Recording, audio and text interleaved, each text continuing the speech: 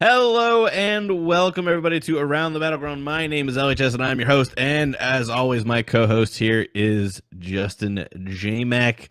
I always want to say Tucker, and it's not Tucker, and it throws me off every single time. That's the whole fun of it. McClanahan, right? That's Yeah, the you got it. There we Got go. it. We are going to be talking about season 6 SPL rosters that were announced. It's been a while since we had a show. We didn't do it this week because our producer had something going on, so we had to push it till today. And then before that was the Halo event, and I think the week before that was Christmas or something along those lines. Something It's like that. been a little New weird. Year's. It's like New Year's, Christmas around that time. So Right. So, and just the simple fact that it's been a while for JMac and I to sit down and talk because there's been no news. There has been nothing to talk about. So it's just been me doing the interviews with coaches and players and things like that. And that's been fun, but it's not been the meat and potatoes. And I also apologize for my camera quality. We were sitting here trying to figure it out. That's why we started a little bit later. For whatever reason, my camera has decided to go potato quality. So we're looking into figuring out what has caused that. But so bear with us for today. So I guess first off, JMac, how are you? How have you been enjoying the little bit of a break we've kind of had? it's been pretty nice, honestly. Getting a little bit of breathing room more than anything on a lot of things. I actually got to do, I think, 2 podcasts in the span since I last was on here. So I joined the Split Push guys, and then I did the Battleground of the God guys as well. Both of those are a lot of fun podcasts to jump onto. So got a lot of. It's also fun talking to like those groups because they're not the PC people. Like usually, I only stick to talking to the PC people, and then there's a few like console people that I know that I talk with. They're like Sinister Phoenix is one of the big console people that I know. But talking to like a whole other perspective is a lot of fun, honestly. Yeah, I had a lot of fun because like my entire time with Smite content's always been focused on competitive side. So whenever I go and talk to like, this is gonna sound wrong, but the casuals, right? Like the guys who are focused on that side of things, like it's always interesting because like they have a very different day-to-day experience than I do with the game and everything around it. So I've liked going on those shows in the past, and maybe I'll have to show face around there. I always try my best like to shout those guys out too when I have a chance. I know there's just recently there was a guy trying to become the next JMac doing casting and everything. He was looking for some podcasts and stuff for Smite and shows to watch, and I plugged our show and then plugged like Battleground of Gods and stuff like that. But all right, so that's enough of that. With all the small talks out of the way, we've got a lot to talk about on this show. The season 6 rosters have been announced. They are actually, this is really cool. Shout outs to our producer Tone.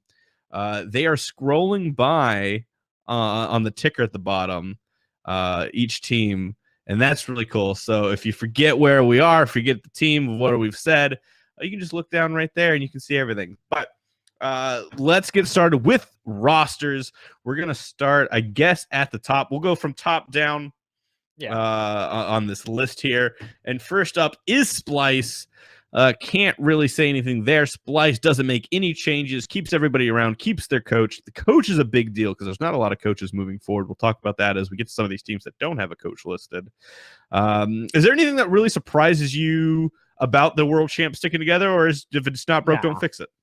It's a classic case of if it worked out great for them. I think that this last land more than anything was a battle of the coaches over anything else. Obviously, a lot matters when it comes down to the battleground itself. But Splice keeping not only their team but having their coach as well, I don't see any reason to change this. I really don't think that there is a mid or a hunter or anything like that to replace these players in this current roster. I don't think anybody could fit their build as well as Moswell and Cyclone are right now. And I think that it showed so well last time. Obviously, they tried to ban Sino during Worlds, but when it came down to it, a lot of their focus was banning Moswell and keeping Cyclone off of his 2 big gods. Yeah, pointing out Cyclone and Moswell, I think, is the right way to go because, at one point, Cyclone was getting towards like there was rumors of like retirement, right? That he was done, couldn't do it anymore. Moswell had looked strong in the SML, and then once he got to the SPL, it took a while for him to warm up, and then once we saw him at Worlds, he really only played those AOE area denial gods, your Opwash, Zeus, things like that, Vulcan even. So a lot of the same vein of gods, and we were really wondering, not to say that the bad player or anything, but on a championship squad, if they were going to make any changes, those would probably be the two roles to look at moving forward. Get a little bit more experienced mid, maybe get you can't even say a veteran ADC because Cyclone's been around forever, but maybe a better hunter. Ataraxia was floating around as a free agent, things like that. Arkle, maybe those players were there. I don't hate them sticking together though. If it's not broke, don't fix it. I definitely think this team has grown together. I mean, this is the NA version of like a single year rival, right? Like this is the team that like stuck through it, didn't make any changes.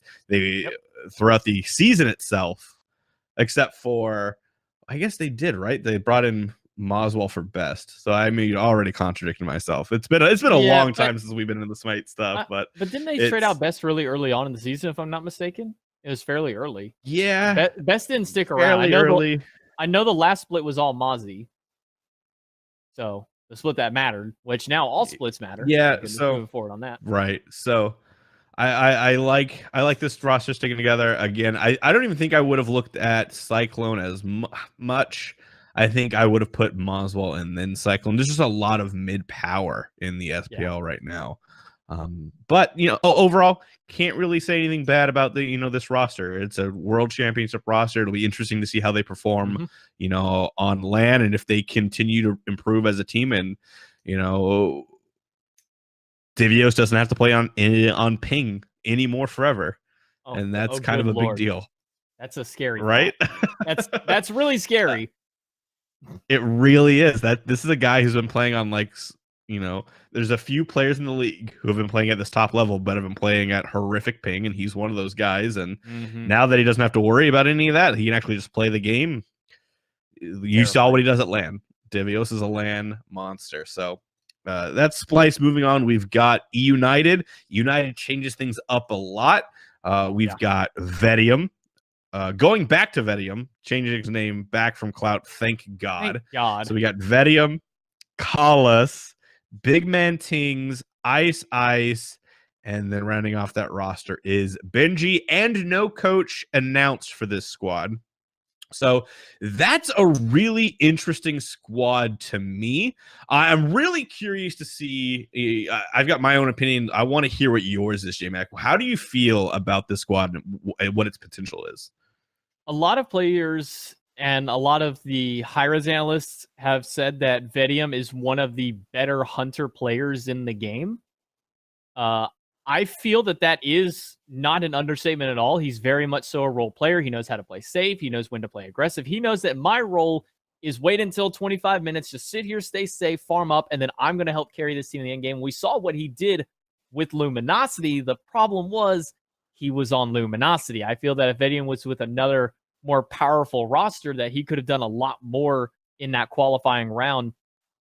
What really strikes me here is United is actually half of the team here. 3 out of the 5 is a meshing of the United and rival squads from previous years. You have Benji from Oldie United is the only one who stuck around, and then they took Collis and Ice and brought them in together here, which makes for a really fun little mashup here, because all 3 of these players know exactly what they want to play, what they want to play against, and how they work with each other.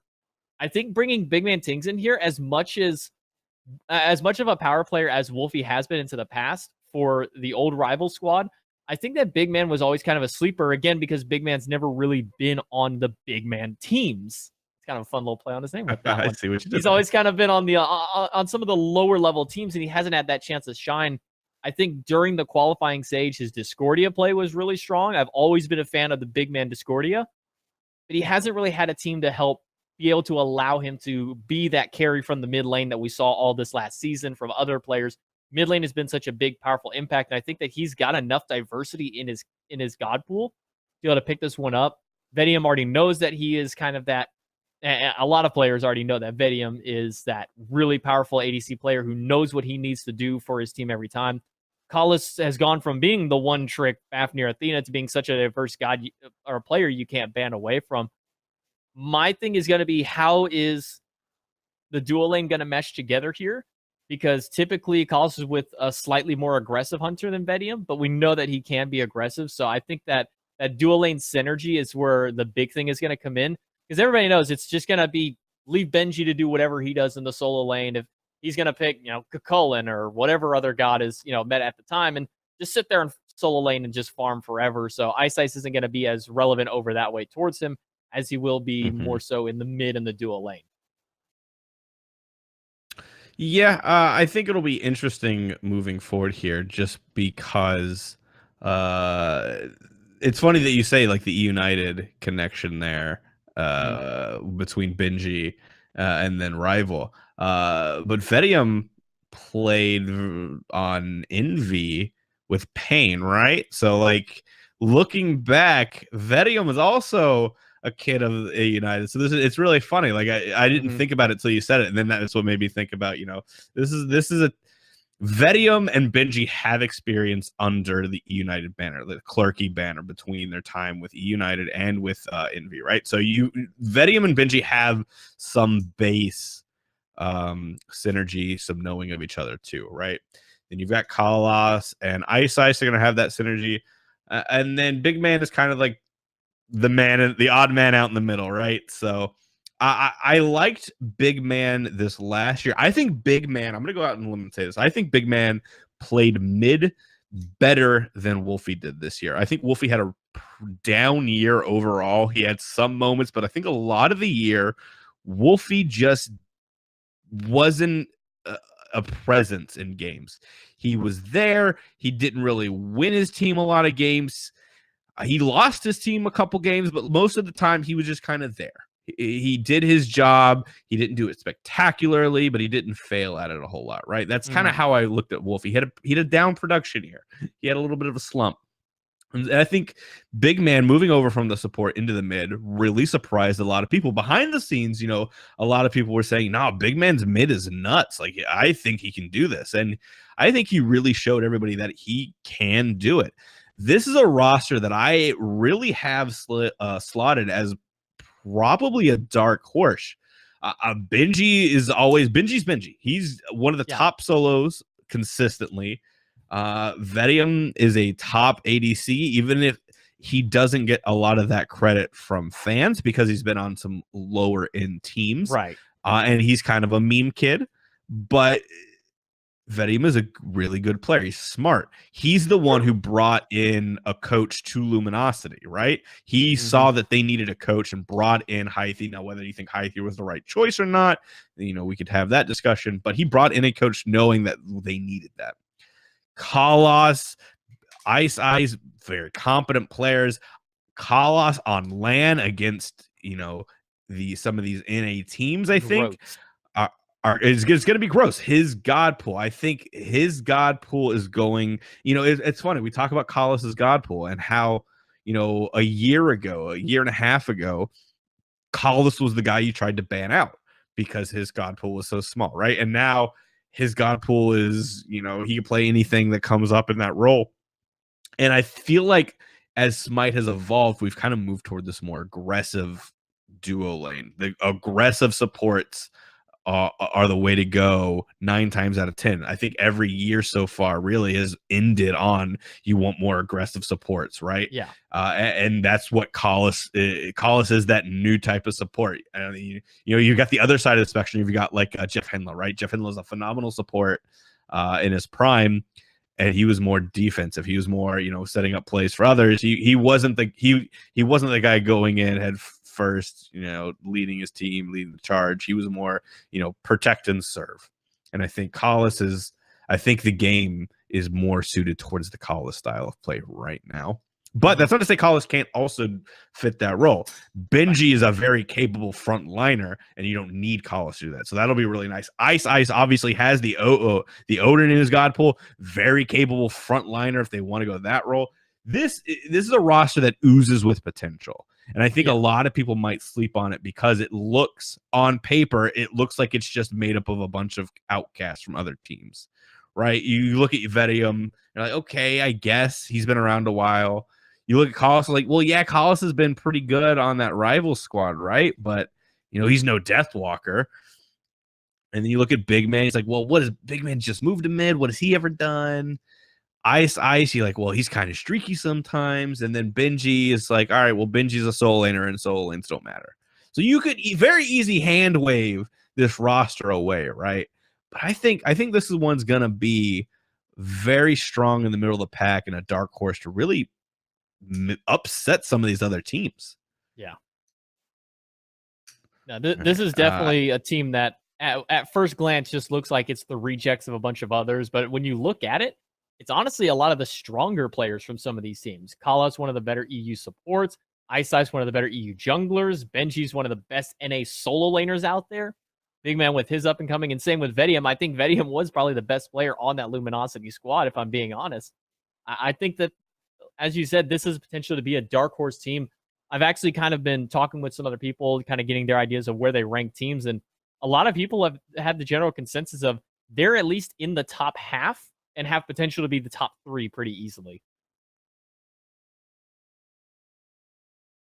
Yeah, I think they could find their way into the top 3. It's hard for me to say that because there's a lot of good rosters here, but I'm not ready to really say that they could do it. You know what I mean? I don't know. There's a lot of potential there. I'm not ready to say they could get into the top 3, but I think they have the potential. If they meet all of their potential, I think they could be a dominant force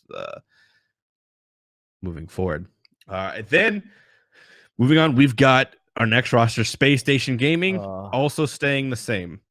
I'm going to go ahead and say it. Let's look. Also, Space Station not moving forward with the coach again.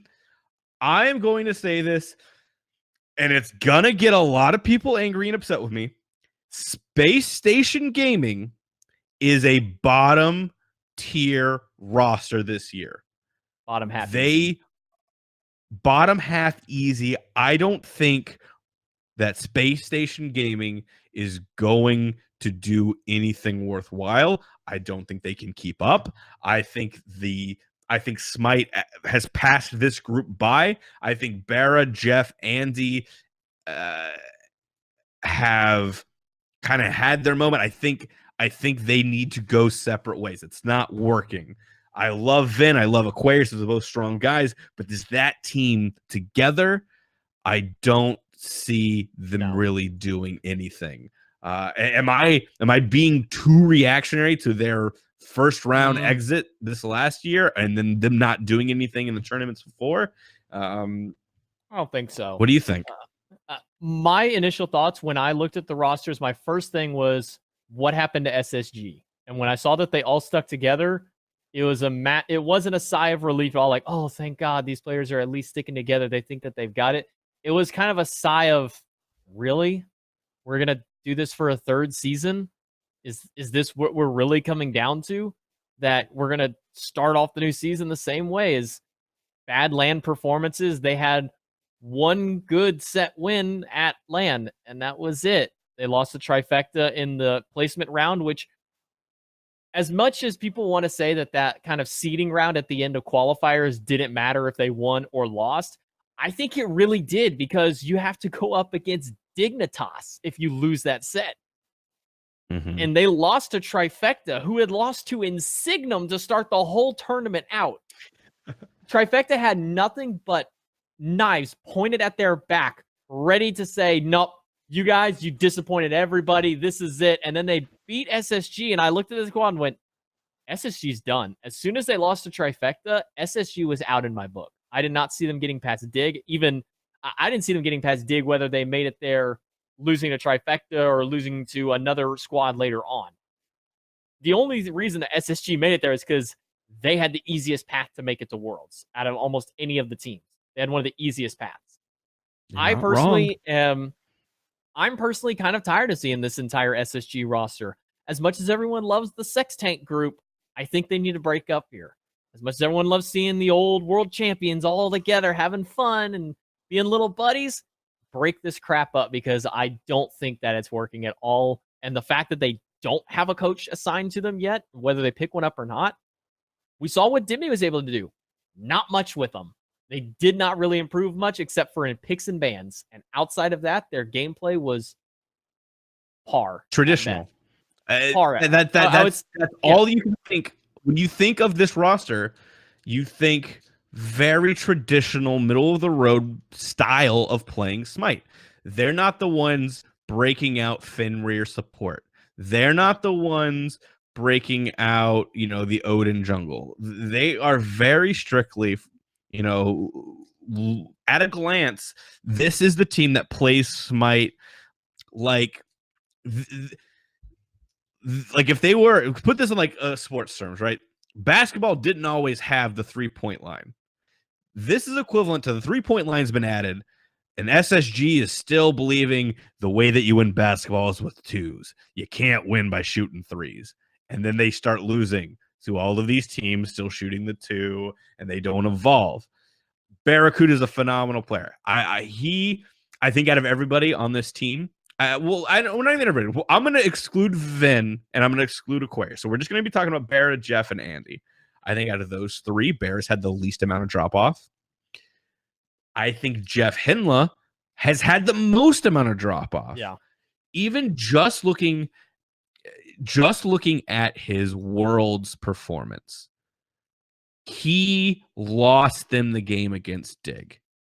At the Fire Giant pit on that side of the map, just got himself killed, got out of position, and it was very uncharacteristic of what we usually see from Jeff. And that's why it sticks out so much in my head, because Jeff was getting caught out on positioning and making rookie mistakes, and it just didn't fit. One of his hallmarks has always kind of been his positioning. And now that that's kind of it looks like it's starting to go, I don't know what's next for him. Him and Bear have been together forever. I don't know that if he went somewhere else, who would he replace? We're looking down the list of other supports in the SPL right now. You've got Aurora. He's not replacing Aurora. Collis, no. Neil, maybe a team would take him over Neil, but Neil's young. I would take Neil over Jeff. Right? Ionic. I could see Ionic. I could see Jeff over Ionic just because Ionic hasn't played in a while. Those are the only two. And Kiki. Those are only two. Then that's, as a former world champion, that's not what you want to hear, right? And so there's still Jigs, who didn't even make a team either. I would honestly take Jigs over. I'd take Jeff. There's a lot that goes on out of the support role. There's a lot of things that Jeff does well.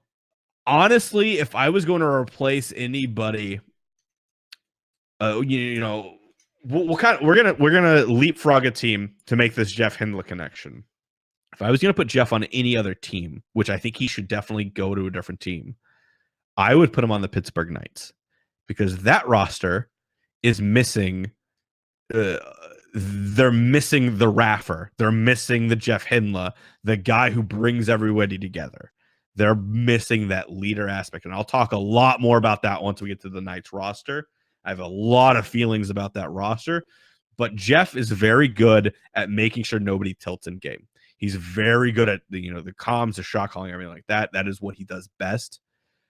And if he doesn't find his footing with the mechanics and positioning again, Jeff, I'm sorry, but you've got to step aside. Like, there's if Space Station does not perform this year, or even if we get into past the first split, into the second split, if Space Station doesn't make any changes, that's problematic for me. And I don't think these players, I don't think that org wants to go out on the bottom, and I don't think the players want to either.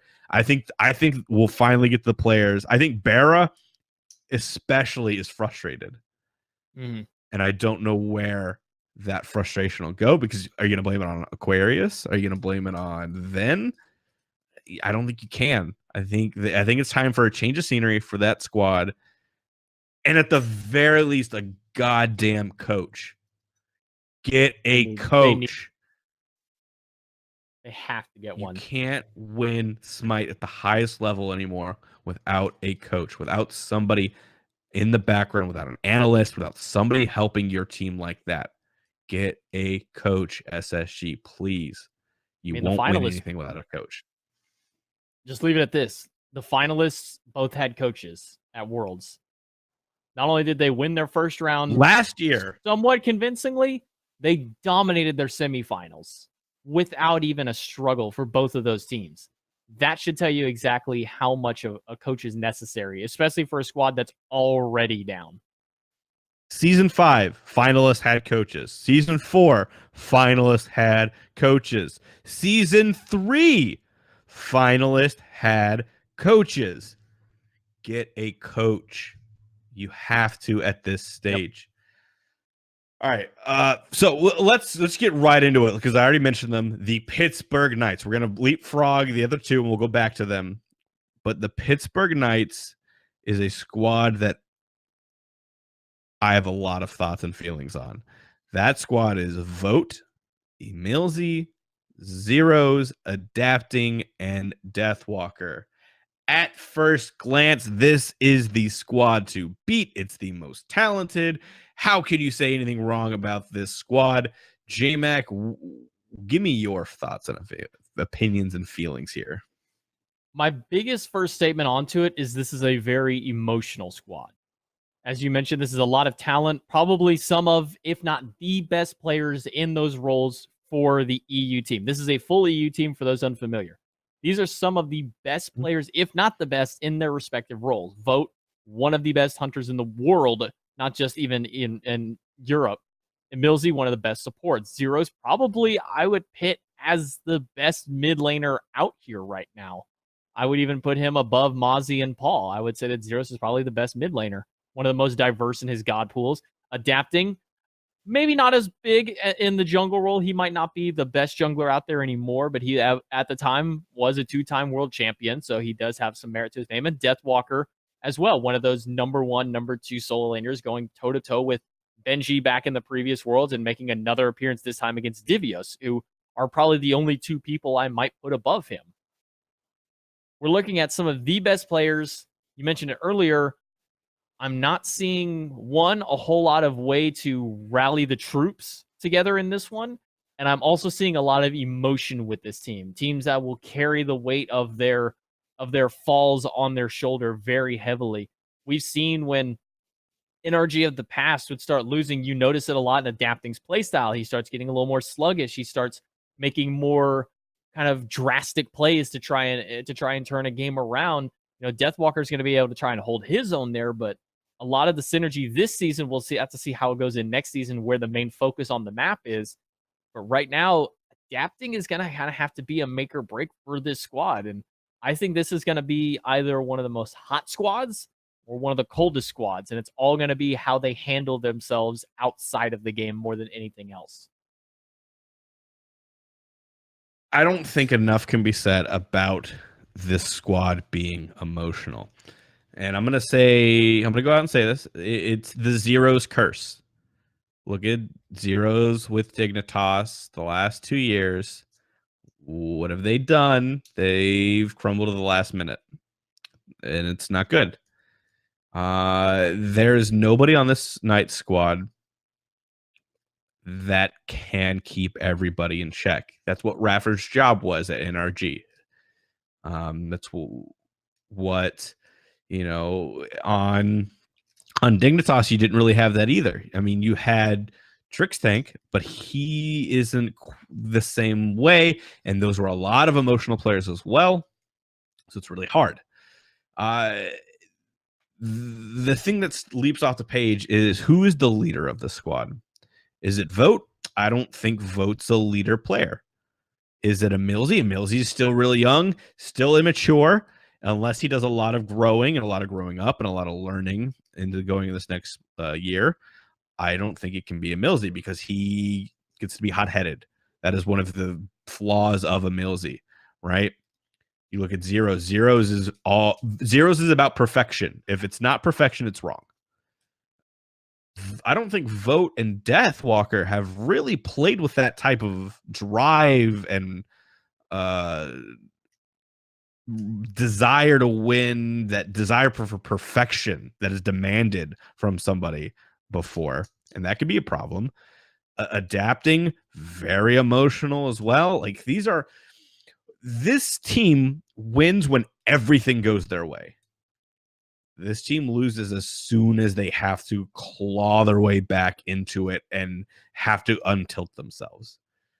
They've got a coach, unlike a lot of these teams. They've got Rowe coming back to coach them, which is a good thing. But looking at this roster, even with a coach, I do not think that the roster in its current form, as the players as we know them, sniffs anywhere near to a world championship. I think this is the squad that everyone's going to hop onto. It's going to be the bandwagon squad. This is your Duke. This is your Alabama. This is your Green Bay Packers, your Patriots. Yep.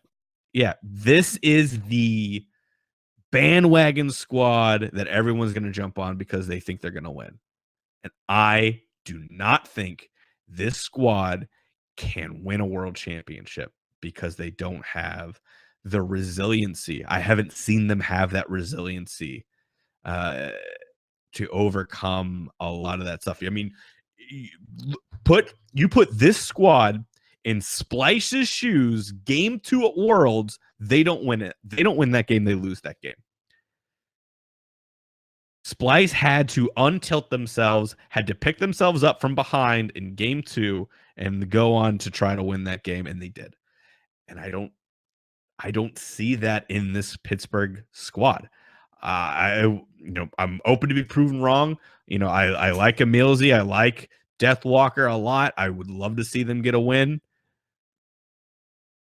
but I don't see it. And I'm very interested to see how this squad does as the year goes on. Going back up, we have SK Gaming. That's just trifecta. It's Zatman, Neil, Paul, Sanford Soccer, Scary D. No coach listed.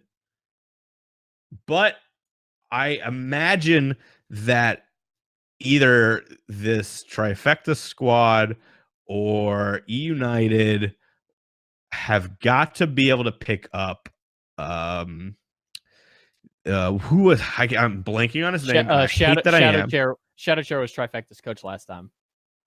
So Shadow Chair, but who was E United's coach? I can't remember his name off the top of my head. Cardiac. It's Cardiac. Cardiac. I imagine Cardiac is going to be picked up.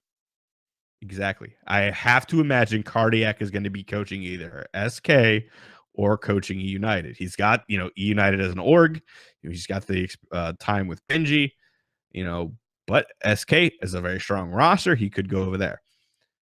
So right now, SK not listed with a coach, but still strong roster. I'll start my thoughts on this one. My biggest surprise here is I know that they said that they wanted to continue. They believed in this team. And they wanted to continue to keep it together. I don't know how you move forward with Zatman and you don't explore other options, younger options, potential, right? You have Neil and Paul and Sam as your core. Why not go all in on the youth movement and maybe maybe you reach out for Wowie. Maybe you make a play for Ataraxia or Arkle or Funball, something like that, right? Vedium, you do that. I think Zatman was very, very streaky all year. And a lot of the time, Zatman's job was to not get in the way of other players. They put him on Nuwa. They put him on characters where he didn't have to do anything. And his whole thing is if Zatman didn't feed, we have a chance to win this game. And then Zatman, deserves an amount of respect. He's a very veteran player. He's done a lot for the game. But Zap did not show me a whole lot this last year. And I don't know that more so than looking at Splice and Monswall and Cyclone. I actually would look at this SK roster and say, why are we moving forward with Zatman? To a lesser extent, Scary D. Scary D has definitely proved the knock on Scary used to be he could not play the early game. He's a guy that you hope doesn't feed early and makes it to 10, 15 minutes to where he can actually play the game. If you can do that, you can win. Scary D has made leaps and bounds in his ability to play the early game, especially facilitated by the meta, because it's all Guardian, it's all slower pace. The soul lane isn't what it used to be. So Scary D is now an asset at that point, because you can stick him on something and he just gets big and big and big, and then he shows up for team fights. And I think at the team fight stage, Scary D is right there next to Benji. You know, we saw Benji when they won Worlds, 1v5ing as Kakalan. I think Scary D can do the exact same thing. So I'm okay with keeping Scary. Not as okay with keeping Zatman. What do you think? Am I being crazy, or does Zatman kind of maybe need to go? I think they both needed to go. If I'm being 1,000% honest here, I don't think that Scary D had any impact in the qualifiers or Worlds at all. I think that Scary D wasn't an asset, but he wasn't a liability. He was just existing more than anything. I don't think in any of the games Scary D really had much of an impact. I can't recall any major moments that Scary D had during either of those stages of play. Same with Zatman, but all we can say with Zatman is, well, he played a lot of new ADC, so people wouldn't kill him, I guess. My initial thoughts going into Season 6 for this team was drop the vets, hire the young guns. Bring on two new players, two young players for this solo and ADC role, and this team, I think, can go so far in everything, because Scary D is the picture-perfect definition of a role player. I'm just going to be here. I'm going to pick the god you tell me to pick. I'm going to play it. We move on to the next game. Oh, well. I don't think that Scary D brought anything new to the game, which is what you want to see out of solo. He never really branched out. We saw Chang'e. Lots of people play Chang'e and Pat. I just don't think that Scary D is an asset to the team. I don't think he's an asset or a liability. I think he made a lot of improvements this last year. That I will 100% agree. To his personal that play, used to be the case. I will say. That used to be the case. Degree. Scary D could not play early, and you just like it. It was the meme. Like Scary D would play. Scary D's god was Ama. And that's like because it fit the play style. I'm not gonna win early, so why try? And as long as I can make the late, I can do beast things. The meta shifting, the shifting away from solo lane being as important, and then there was the change for Guardians, a more passive play. I think that fit Scary to a T. I think based on this last year and going into Worlds, the meta, I think they did very well. I think it fit him perfectly. I think he showed that he is an asset to that team. The question I might backtrack a little and start agreeing with you is if we move into Season 6 and the meta changes back into an aggressive man lane solo lane and he falls back into old ways. Can he be that guy in that scenario? We'll see. I think he can. Based off of what we saw this last year, I think because he played some more aggressive stuff and when he didn't have to. The Chang'e comes to mind. Nobody else was really doing that. He brought that to the table. I think Scary D has made the turn. I think he's made the improvements he needed to. And I think that unless he regresses going forward, I think he's proven to be an asset to him. Trifecta doesn't go as far as they did without Scary D being an asset to that team. No matter how good Paul was, no matter how good Sam was, they don't get to that point without Scary holding down that solo lane. I still think that for me, what I look for in a solo laner over anything else is what new have they brought to the table? And you can say, well, him being able to survive the early game is what new he brought too, but the fact he had to build himself into that meta compared to all the other solo laners already kind of being there. There's other big names that come to mind that I would have brought over onto the team here. And my thing is, what has he done that stand out compared to a lot of other solo laners? What new has he brought? What impact has he left on the solo lane meta? Chang'e is the first guy that comes to mind for me that he's kind of popularized to being that potential as that, kind of bruiser battle mage Chang'e. But when I look at across the board, I'm looking at Final K and he did it better. Scary D is like, this is Chang'e. She's really good here. And other players like, all right, cool. We see you. I'm going to do it better. And I just didn't see anything impactful when it came to this team here. Whenever Trifecta was on the up and winning here, yes, people weren't scaring Scary D's name because he wasn't, in there being in the middle of 5 people, get this massive Cerber assault and throw 3 of them back into the carries. But he also wasn't, not as a relevant point there. He was just existing. And for me, I don't want my solo laner to just exist. I want somebody to be a namesake for this team. I just don't think that Scary has it all quite there. And you mentioned with season 6 moving forward, we have the Totem of Coup that's going to be coming in. That's going to be a contention point for the first 15 minutes of the game. We don't know exactly how starts are going to be going through yet. Obviously, as the PTS goes up, we'll see where the meta starts shifting. If it's going to be this 2v2 solo in the first couple of minutes of the game like we used to see in season 1-2, that to me is going to be the make or break for how these solo laners as a whole start coming together. We talked a lot on the Scary, but I think that's because we both agree that Zap just needs to go. He's a great player, has his respects, has his merit in the scene, but he's just not bringing anything to the table for this team. He is more of a liability than anything. And some people joke the tactical feed Zap so that way Paul and Sam can get ahead. I don't think he brings anything to the squad anymore. But with Scary D, I think that of the two, I would keep Scary. But I would honestly try and look for another solo laner at this point. Yeah, I mean, you look at, it's not as if there's not solo lane guys around and available. I mean, first one right off the bat that comes to head is, Mando Warrior hasn't had a crack at the SPL again. I think he definitely deserves it. I think Mando was one of the brightest spots that last year before we went into the, in season 4. I think that young team he was on, I think he was probably one of the brightest spots and kind of got the raw deal by not being able to continue to compete. So you've got that. You've got kids like Dishonored who are coming up, who could maybe not be your long-term solution, but give the kid a shot, right? Maybe he can do something.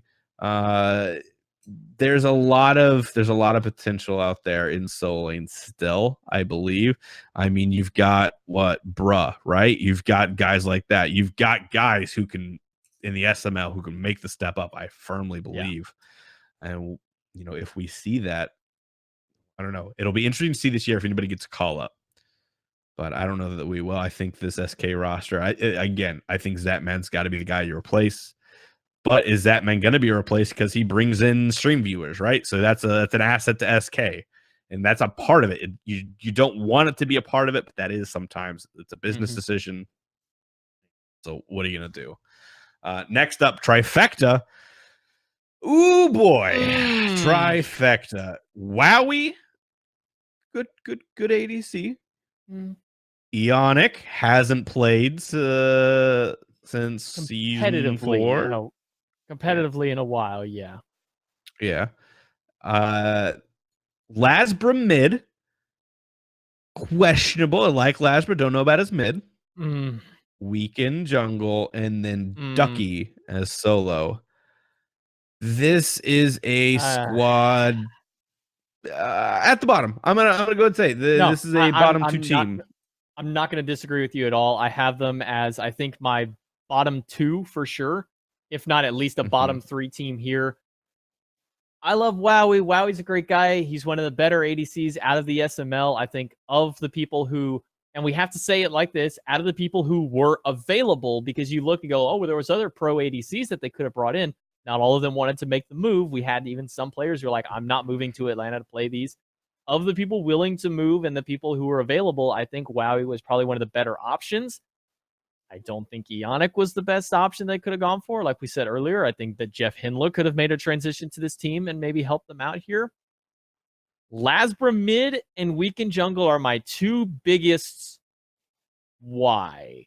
Lasbra showed that in Signum, he is a standout and a competitive jungler.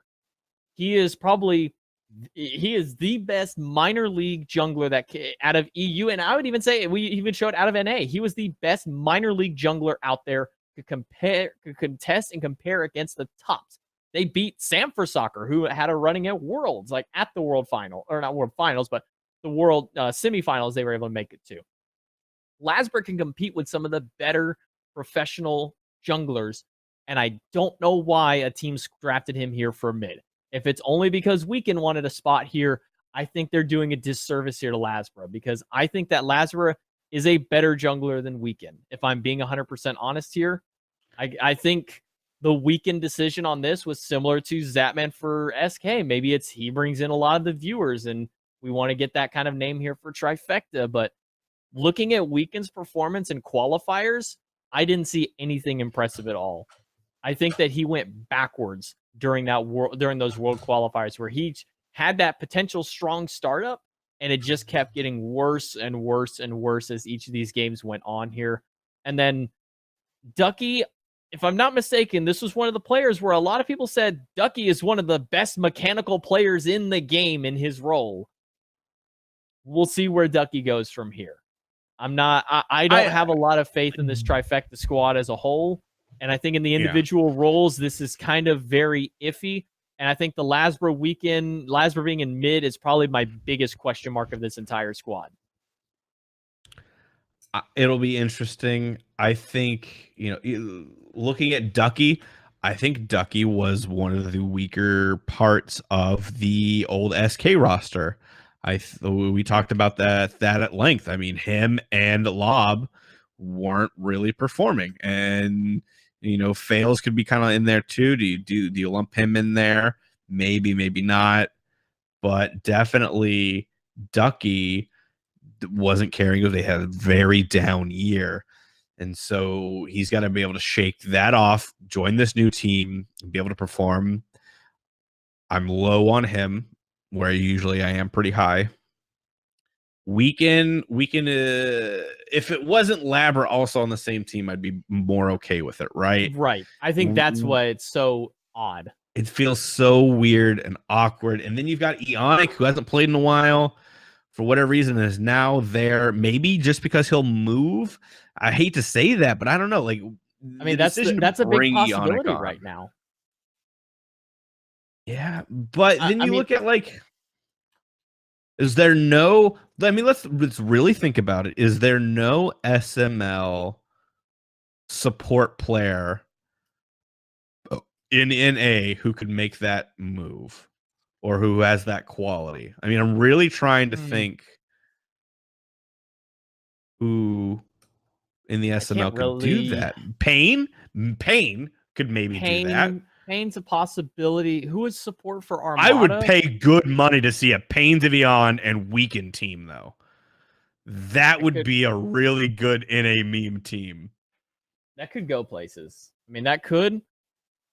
I don't know. I think that this whole squad is just a giant. Is this the best that they could get that was willing to move kind of a roster? That's what this one looks to me for Trifecta is. We got some of the best that was left that can move.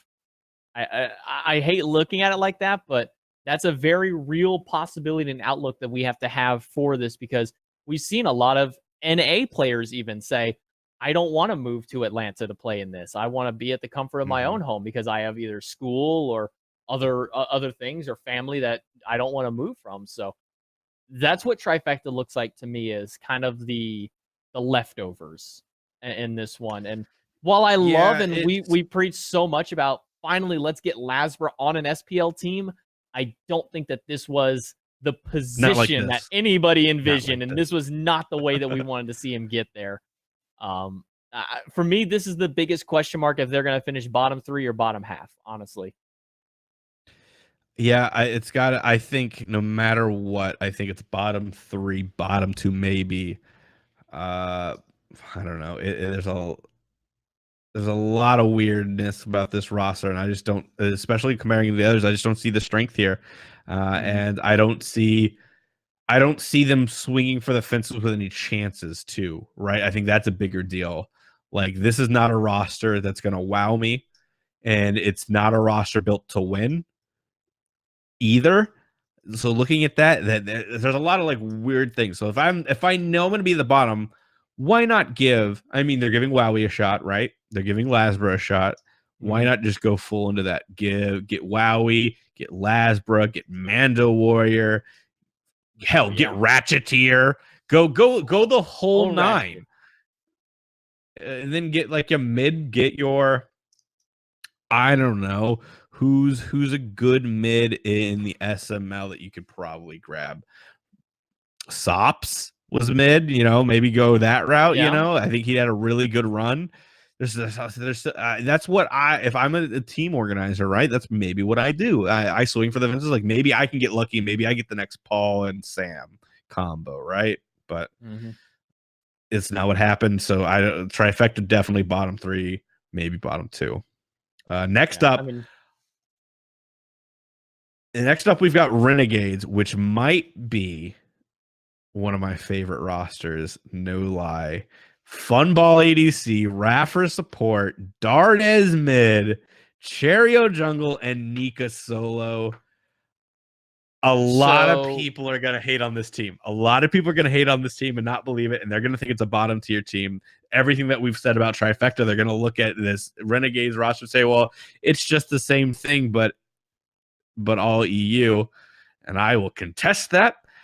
Everything we said earlier about the EU United squad, copy paste, put it here for Renegades. I think this Renegades could end up being a top 3 roster by the end of the day. Or they could be a bottom 3 roster. There's a lot of variance in this roster. I don't think there's a world where this is an in-between team. This is a hot or a cold. And we're going to see it very early in the split. Because a lot of these players are made up of old SK. And we saw what SK did given their chance at qualifiers. They had their first hot game, their first hot set, but that was against the international team. As soon as they got put against somebody with any kind of big relevance, and of all people, it was Space Station that they went up against. I just don't. I don't know. I think Raffer might be the glue that needs to hold this team together. But when I'm looking at Funball, Dardes, and Cherio, I'm not looking I'm not looking very potentially right here with this squad. I'm looking at them. The best player on SK, the best player on Orbit, the best player on Enix, and now he potentially has a team that won't let him down. Raffer, his chemistry with Raffer, I almost guarantee right off the bat is going to be amazing. Those are just 2 guys who are going to have fun. And there's going to be not a whole lot of time for them to mesh with each other, right? That's like they're just going to mesh. And then I think that'll do wonders for that lane. Funball didn't play with a good support last season. Let's just like a spade is a spade. He didn't play with a real SPL support. They kind of went through a couple guys and it didn't really work out. Not to say Half Devil didn't show some potential here and there, but he just, he was kind of thrown to the wolves. Wasn't fair to him, wasn't fair to the team. It was just a bad situation all around. Dardes mid is very interesting. Dardes is a guy who could play any role, be lined up in any position. And I'd be like, all right, maybe I could see it. He's just so technically gifted. He's the EU Baskin. He could play any role, and I'd be like, all right, yeah, I can see it. He can make it work. I believe in him. Like, there's no way that I don't give the benefit of the doubt to Dardes making this transition, right? I mean, he already starts off with a really solid Nox, and he has it. So that's something. Then you got Cherio jungle on land ping the entire time. That's a very scary thought. You've got Nika. Nika was the wonderkind like in season 3, I believe, where he had a lot of potential and a lot of like hype around him. What he could be the next big solo laner to come out. And then he kind of bounced around, kind of those bottom tier rosters, kind of fell off, kind of played every single role for all these teams because he was the blessed player. And he kind of fell off a little bit. And then he came back at the end of last year and played pretty darn well. I really liked what I saw from Nika. I think he is a really good player. I think he's finally kind of meeting that potential. So you've got all of these players who have been really good players, maybe had down years here and there. This is the all potential squad. I think that this is the highest upside of any roster in the SPL right now. They could do really, really dangerous things. This is a squad that I could easily see fighting for a top 3, top of the middle, and being. I could see this team taking games off of anybody in the league, and that's a really dangerous thing as you're at LAN. There's not a lot of teams where I could say I could see them taking games off of everybody else. Renegades, if they meet what I see in them, they're going to be dangerous. And I don't think they're going to get, at least from the casual fan base, I don't think they'll get the respect that they need or deserve based on the individual achievement of the players. So the biggest wild card I will say is going to be that Dardes mid. Is he going to bring the same flair, the same ability that Big Man did? I don't know. I can only hope so. But this Renegades roster, I hope they get a coach, and I hope they can really turn it on and show up and perform and not pull another SK fun ball. Please, I need you to win a game for me, buddy. Please. I'll end it off with, I think that this is the biggest question mark team here of what can they do. I think that's the biggest way to describe this team is we know what they're all capable of. We've seen what they can do. What are they going to do now that they are together on LAN? I think calling this team the question mark, not even the dark horse, the question mark team is probably the best way that I can describe this team. Yeah, I don't disagree with you there. Next up, we've got Team Rival coming with a whole new roster. Arkle ADC, Polar Bear Mike support, Panda Cat mid, Cat and Twig jungle, Fine OK solo, and Slaney as coach. Ooh, boy, honey child, this roster. JMac, what do you got? So I'm gonna lead it off with, I don't know if you ever saw my Twitter post that I did on this, but I was part of a Smite Fantasy League last split. And Arkle, Twig, and Fine OK were all on my fantasy squad. And they all did really well for me. The only person who I couldn't get, obviously, would have been Panda Cat, and I missed my chance for Polar Bear because of, drafting order and things like that and where my priority shifted. But I originally had these 3 players, and they were all 3 my top pick for their roles. So for me personally, even last split, I saw the potential for those players together on a singular team. I'm excited to see where this roster plays out. For me, the biggest question is going to be Panda Cat moving from Hunter to mid. That's where I'm going to have kind of the biggest what's going to happen. But for me, he's been a very aggressive hunter. Do you think he can slow it down and not be a very aggressive? So he's got the aggression level, and you've seen it for years now, of an AVGL of a collegiate level mid. Can he tone that down and keep himself in check?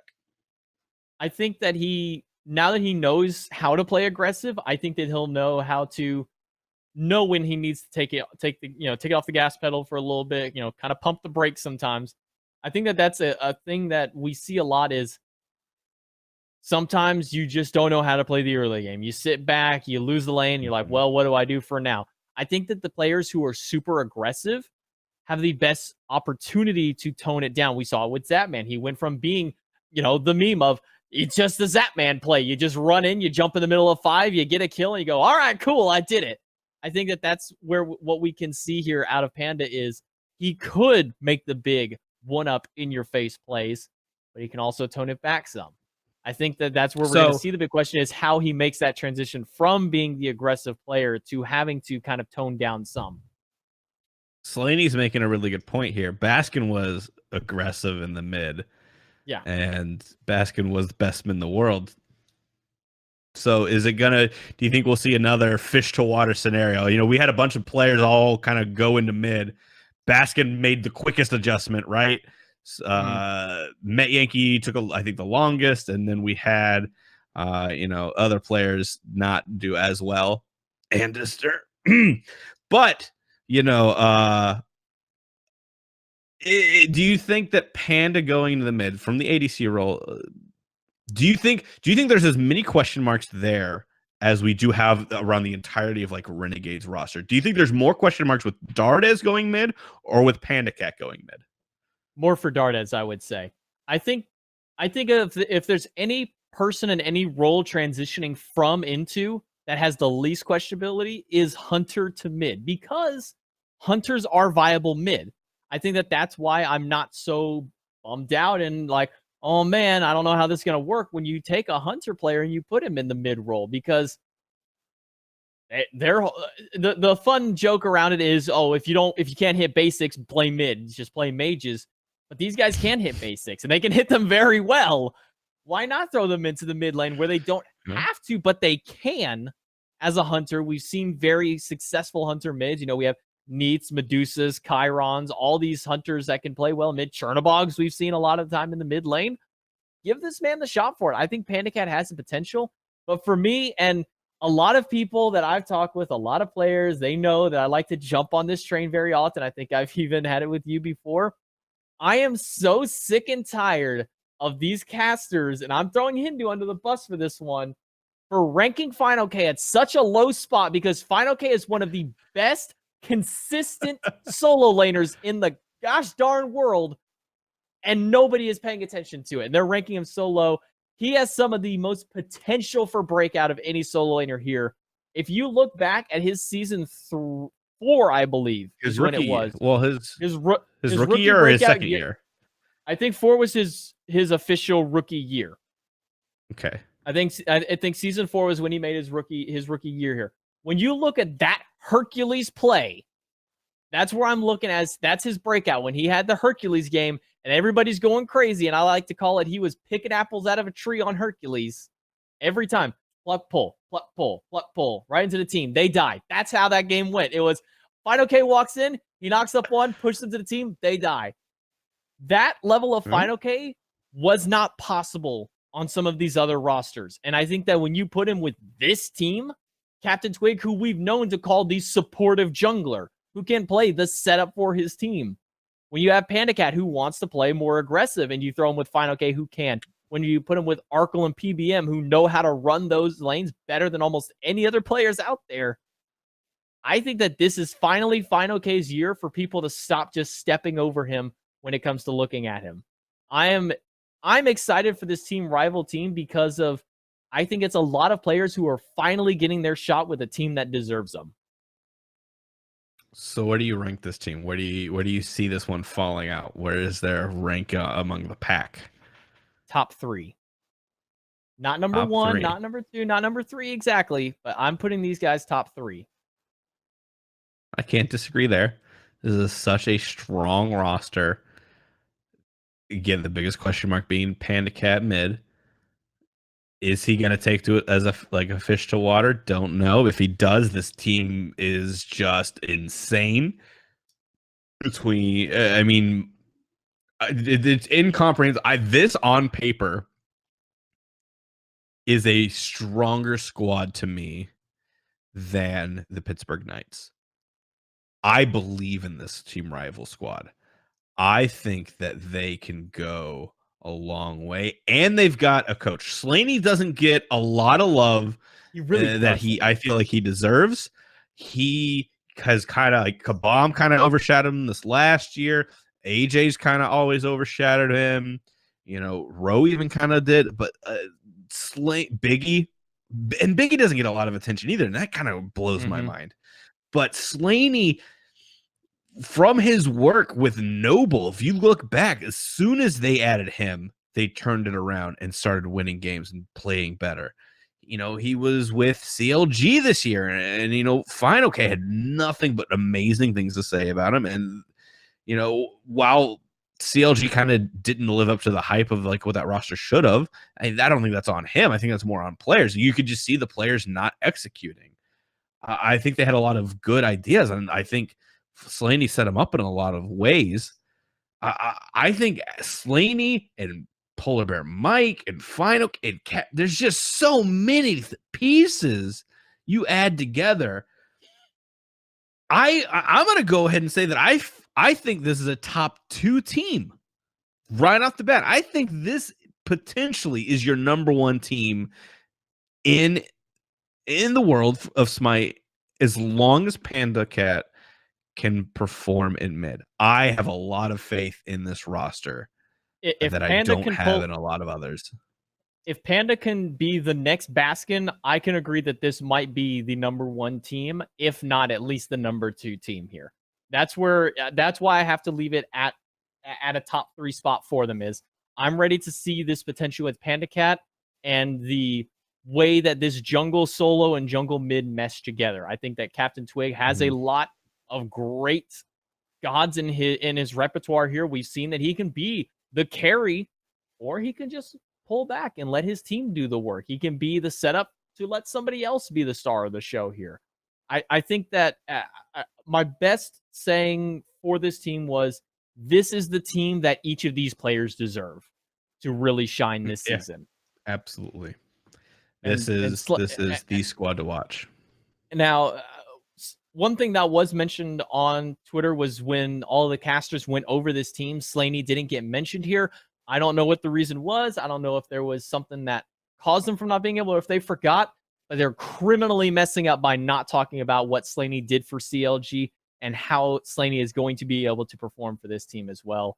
Slaney, you have done some insane work over this last season, and I know that he has the shot to make it for this team and really bring these guys up to the top.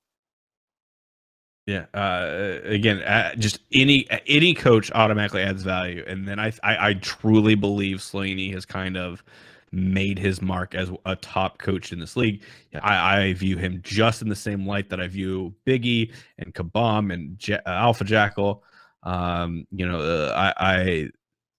This is a roster that you build, like if you're playing any sports game, you're playing FIFA, you're playing NBA 2K, or you're playing Madden. This is the team that the fantasy team you make that can never happen, except it did happen. So I'm very excited to see this up. Next up is my other top 2 team. I'm calling it now. Dignitas, which is Ataraxia, Trix Tank, Hurrywind, Cuvo Fred, Variety, and Biggie as their coach. A lot of people are going to look at this roster and see Hurrywind and go, you couldn't have done better than Hurrywind. And I think to an extent, okay, I see your point. I mean, Dignitas has had zeros the last 2 years. But then I think that answers the question. They've had zeros the last 2 years. And it didn't work. Zeros, you could say, was right there with Basket's best mid in the world. What does he bring? How does he perform? But the synergy aspect. Zeros is a very emotional guy, and it didn't work with that squad, right? So you bring Hurrywind. Hurrywind is a guy this entire last year. I don't think once that I can really remember he lost his team a game. Maybe he did. I don't remember it. He won his team a couple games, but a lot of the time he showed up, did his job, and you couldn't say really anything negative about Hurrywind. And I think that's exactly what this squad needed. They needed a mid who would facilitate everybody else. You need the Venenu. Venenu can fit into any roster and do what you ask of him. Hurrywind's going to do the same. The way that I describe Hurrywind, and this, you either get it or I'm an idiot, is that Hurrywind is a rich man's Nulissa. They show up, they do their job, they can have amazing games. Not a lot of them that they usually don't. They both have really, really strong Yanis games, but they don't lose you the game. And that was like Nulissa's biggest thing, is like the pop-off factor, right? She didn't really bring that. She could, play Yanis and win, but when you're a one trick like that, you don't last long. I think Hurrywind has a god pool that lets him expand beyond the one trick, and I think Hurrywind is going to fit in with the squad so nicely. I mean, this is kind of like the exact opposite of the Pittsburgh Knights problem. Like, you got Ataraxia, Trix Tanks, Cuvo, Variety. These are all guys who are going to, you've got the emotion there, but then you've also got leadership as well. These are guys who can pull themselves up. These are guys who can talk. These are, adding Nate to this roster is going to be huge. It's that calming effect, that leadership, that veteran presence. Not that, like, these are all veteran guys. This is a roster that I think this could be the number one roster. I think my top two are Rival and Dignitas. What do you think, JMac? Am I crazy? Am I taking crazy pills? Am I sipping the Kool-Aid too hard? I think you may have spiked your Kool-Aid a little bit much tonight. I don't know what's in that Shiner beer I don't know what's in the Shiner that you had earlier today. I'm not going to say that they're not a good team by any means. I'm looking, and this is what's my deciding factor, is I'm looking at the entirety of this team's LAN performance previously. And that's why I can't put them as a top team just yet. I'm keeping this team as a mid-pack for me because I know what these guys can do. We've seen what all these players are capable of. We know just how good they are, how diverse their rosters are, and for Nate, how fun his builds like to be as well sometimes, where he brings something that no other hunters have ever really brought in this game, which is diversity amongst the build, whether it be throwing an Ankile in the middle, going up against a Mage ADC, or whatever item he may throw in to kind of diversify. I have to see how they perform on LAN comparatively to seasons past, especially some of the core players of previous Dignitas. Dig has been one of the most struggling LAN teams of anybody out there. I'd say only maybe SSG have performed worse than them on LAN. And that to me is why I can't put them quite at the top just yet. I have to kind of keep this team as a watchful middle. I think that if it was the Zeros problem, and if Hurrywind was the answer to them, and changing out Arkle for Ada for Nate here, if that was the answer, then yes, I can agree that this is probably a top 2, top 3 team easily. But we have to see if it was Zeros being the problem, or if it was maybe Dig as a whole that was a problem for them, which is why I kind of have to leave them at that middle pack, the upper middle pack. I'm not putting them by any means on the lower end of this spectrum. I think that there are quite a few other teams, and we're about to talk about one of them that I do see at the lower end of it. These guys are definitely right now officially for me a mid-pack with the rising potential. I can't put these guys anything lower than middle of the pack. All right, but I see I'll the potential. So Dignitas, so this Dignitas roster, right? Do you see them below that E United roster, above or below E United? I see them. I think you have to say above. There's no way you don't say above to that. I see them right there on par with them at the moment. I can't say that they're above. I can't say they're below. I think that they're even with them. And we have to see if Zeros, as you mentioned previously, you thought that Zeros was the big problem for Dignitas. You think it's the Zeros curse. I think that we have to see if Hurrywind is the answer to this squad. Not even taking Arkle, because we know what Arkle is good at. We know what Arkle can do. We have to see now what Hurry can do with this squad. You're probably going to say Splice is above them because of World Championship bias. I get that. So there's no use asking. Space Station, we got to say that they're above Space Station. But the Space Station below them. No. Space Station below them. No. When you said Space Station, I said below, meaning Space Station's below them. No, I don't think that Dig is below Space Station by any means. You almost gave me a heart attack, son. No. All right. No. Are they above or below SK? I can't say that for sure. I think that Come on, don't give me a cop-out. Follow your gut. Are they above or below SK? I think with Nate versus Zapman, they're above SK. Perfect. All right. Trifecta, above. They're above Trifecta. Pittsburgh Knights. With all of Pittsburgh's nice problems that we discussed, do you think on paper, I think you would probably say Knights are above, but in practicality, that's the thing. Well, Dignitas, that's a roster that can. But again, we're looking at to call that. Again, we're looking at weaker LAN performances from a lot of the players on Dignitas. Ever since Valencia, the core 3 of Dig haven't had the best LAN performance. We saw that Hurrywind was playing well, but he wasn't really the big standout for everybody on the CLG. He was definitely a top player on CLG along with Final K there. At the moment, I don't know if I can put Pittsburgh above or below them. I think right now, Pittsburgh, Dig, and who else did we have? You said United. And United. I think those are the 3 top middle pack. I think that those are the number like 3, 4, 5 squads here. I think that any of these teams can take that 3, 4, 5. All right, so we've done enough discussing about the top here. Let's discuss the bottom team in the SPL, Luminosity. And it pains me. Joshy, ADC, Kiki, support, Oceans mid, Mollusk jungle, and Zalia solo. This roster feels so piecemeal together, and I don't understand it.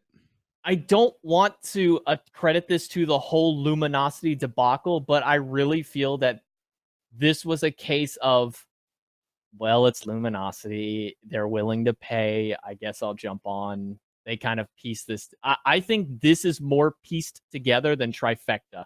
And if I'm being 100% honest, I kind of feel bad for Zalia.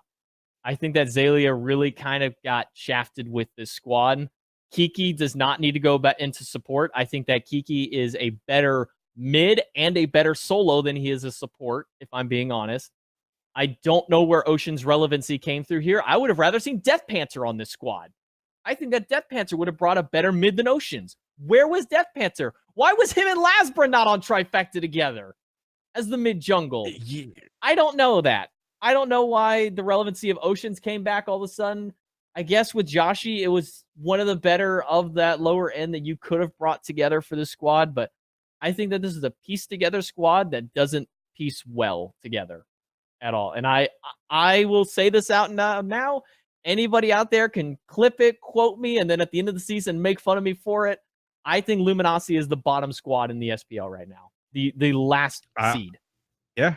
I think I agree. And it's hard to say that because, like, if you put blinders on, you look at the players, right? It's like I look at Joshy, had a pretty good year down in SML.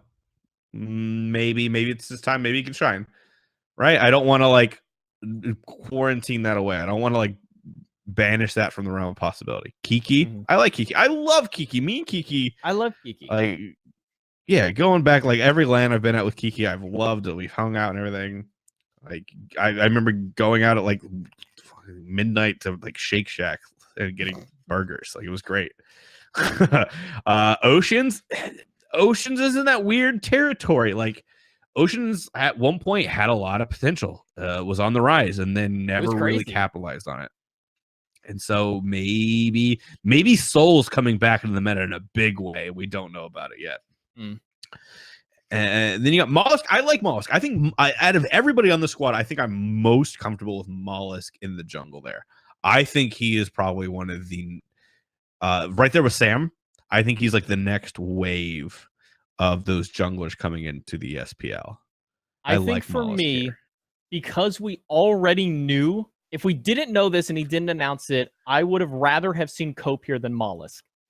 But I know that because Cope already announced that he's not going to make the move into SPL and land on all that because of work or studies or what may have been, I would have rather have seen Cope on this squad than Mollusk, because I think that Cope is probably the second best after Lasbra. But even still, I think him and Lasbra are very close together as far as the minor league junglers to make it to SPL. We saw what he could do against Weekend's team. And I think that Cope is a massive leader and driving force for his team. He is very emotional. We saw that. I got to experience it in person, how emotional that man is for his team and what he is capable of doing. The mountain of a man himself. I wish we could have seen Cope on SPL, but I think that after Cope is definitely Mollusk. Yeah, so Mollusk here makes a lot of sense. And then Zalia, like you said, you feel bad for Zalia. I think Zalia, had gotten the reputation of being kind of toxic in the SPL, being banished to streaming and ranked and everything. He did his grind. Obey picked him up and stuck with him. And I think he did really well. I think Obey just kind of got a rough cut of the deal, especially changes, just a best of 3 instead of best of 5s and things like that. They could have done other things, but Azalea here. But you just look at them together. I don't see this squad. I don't see any meshing synergizing. Anywhere. I don't see and it's hard to say because I see both this Luminosity squad and this Trifecta squad as weaker than SK, who didn't win a game last year. And that's hard to say. I don't understand it. And we're sitting here and we're saying, like, hey, take chances. So I like the Joshi and the Mollusk. And maybe Oceans fits well as well. Like, maybe Luminosity is making that chance. So, like, maybe it's a little bit hypocritical. But then there's, like, we know of other players who could have fit in these positions, too. So it's hard to really go one way or the other. For me, there's taking chances and taking risks. And then there's just, well, let's see kind of thing. Mollusk is, I would say, yeah, giving him that chance, taking that risk with him. He's a great player. He has a lot of potential. I think putting him on a top-level team can really show what he's capable of. Joshi, again, another case of he's taking it's taking a little bit of a risk. I would say more. I would say it's more right now taking a risk than seeing what he's capable of. Oceans, to me, I think he's past his prime. I think that when Oceans transitioned out of Hunter into mid was kind of that plateau for me. I wasn't really screaming Ocean's name out as a mid laner. I was screaming him as the Hunter, kind of that playmaker and that from the duo lane. I don't see it as much here in mid. I really think that Kiki going to support is going to hurt this team more than help. I think that Kiki's diversity, not only as a mid laner way back when, but especially last season as a solo laner, was one of the highlights of the old Luminosity team. I think that his diversity, his ability to do unconventional things and make it work was what was so great for Kiki. I don't know if he's going to be able to pull the same thing off here in support, where it's still a little bit less conventional than we see. We've gone from the typical Guardians into the Warrior and the Assassin and Mage supports, and Kiki's very capable of doing so. But it's a little bit harder to kind of be that hidden carry from the support role compared to solo or mid. Afro support. Calling it now. We're going to see it. Kiki's going to revolutionize the support role with all the female picks. We're going to see the Shadow Terra. Part 2. We're going to see... It'll be interesting. I don't know. This roster, I can't see it. I can't look at that roster and say anything but bottom. No. And then I also look at Trifecta and I can't say anything else. Okay, but bottom. Both of those rosters, I don't see competing with Dignitas. I don't see them competing with Rival. I don't see them competing with Renegades. I don't see the Knights. SK, maybe SK because they're young. Space Station, Space Station, I can kind of, but still not as. But that's just because that's not saying anything about Luminosity and Trifecta. That's saying a lot about what we're saying about SSG. Like, that's saying less of that. We're thinking SSG is having a spot. And even then, like, I don't know. SSG does not have any problems with Luminosity or Trifecta. It's just not possible unless they fall off super hard. It's Splice, Unite, like none of those other rosters, none of the other 8 other teams really feel like they can be threatened by Luminosity or Trifecta, unless even Trifecta. I feel like if they come out swinging, they can do it. But Luminosity, I just unless Joshi turns into. Unless they lucked out on Joshi, Oceans, Mollusk all being the next big deals in Smite, I just don't see that either roster really working out. And if we get to the end of the year with both rosters not making any changes to correct the ship, I'm going to be disappointed, I think, a little bit. It's and it sucks to say, but like I love Kiki. And I like Azalea and Mollusk and those guys, and I want to see them succeed. But And with it being all land based, we say, you know, we want to see changes. That's another kind of topic. Are we gonna see any roster changes? Because it would require you to move down to Atlanta. And then what do you do with the other player? They just move back home? How does that work? So for all intents and purposes, we might as well move forward. These are the rosters that'll be at the end of the year. These are the rosters we'll see trying to fight for the world championship, because barring trades, I don't think we're going to see any changes. I think that's how you change your roster right now. It's going to be trades. And I just don't know. We'll see. So, all right, I'm going to ask you, give me your top 3 teams. We went over them all right now. You know, only 4 teams have a coach: Splice, Pittsburgh Knights, Rival, and Dig. Who do you see at the top for this season? Am I going in order or just my top 3 in general? I'll just give me your top 3 in general. We'll go with that. Rival and Splice for sure are my top 2. And at the moment, I'm torn between Pittsburgh and E United. And I'm leaning a little bit more towards E United, I would say right now. Really? I think so. I think I'm leaning a little more towards E United in my top 3. I don't, as far as strength goes, I Rival right there. I really like. I think I have to kind of include Pittsburgh, as much smack as I'm talking about. That is such a strong roster at the end of the day. So they're back and forth so much for me between those two. Yeah, I have those two right up there. And then I really do like that Dignitas squad, but how do I put them above Splice, right? Until proven differently, I've got to put Splice. So I guess mine would be Splice, Knights, and Rival.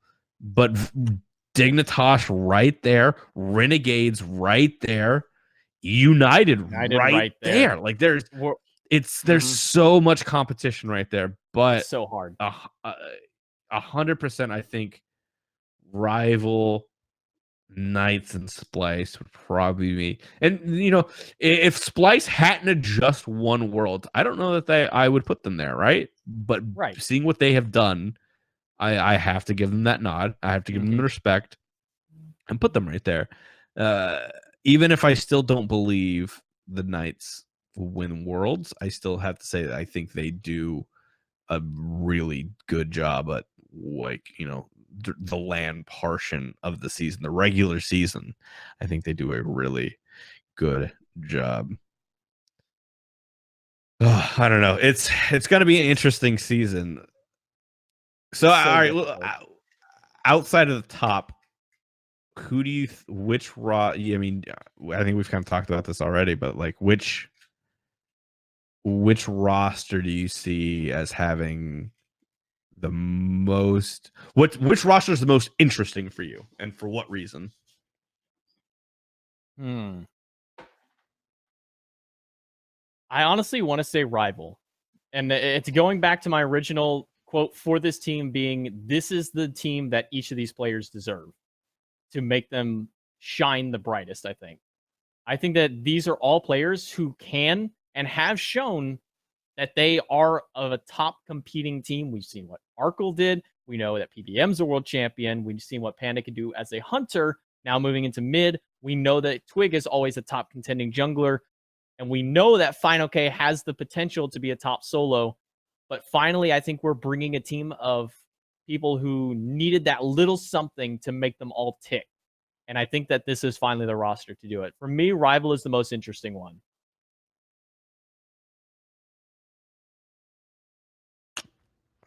I don't necessarily disagree. I think Rival really embraced the whole idea of NA and EU coming together, no regions, everything like that. I don't know. I think I gotta say my most interesting roster, the one out of all of them I am most interested to see what just happens is Renegades, the Funball, Raffer, Dardis, Cherry Onika roster, because there's no other roster in the SPL this next year that could be a top team or a bottom team like they are. There's no in between. They either crush it or they get crushed. Mm-hmm. And so it'll be really interesting to see what they bring. This is a team that could almost be, a carbon copy of what Mouse was right at throughout like the year. There are stupid experimentations and everything, but I think this is maybe a squad that then makes it work more. Like if Dardiz will always get the benefit of the doubt for me. If Dardiz goes, I want chalk mid, and I'll be like, all right, Dardiz, you do you. Well, I'll support you in this.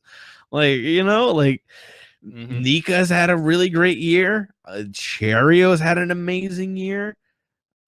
I think Raffer had a rebuilding year because he had a down year the year before.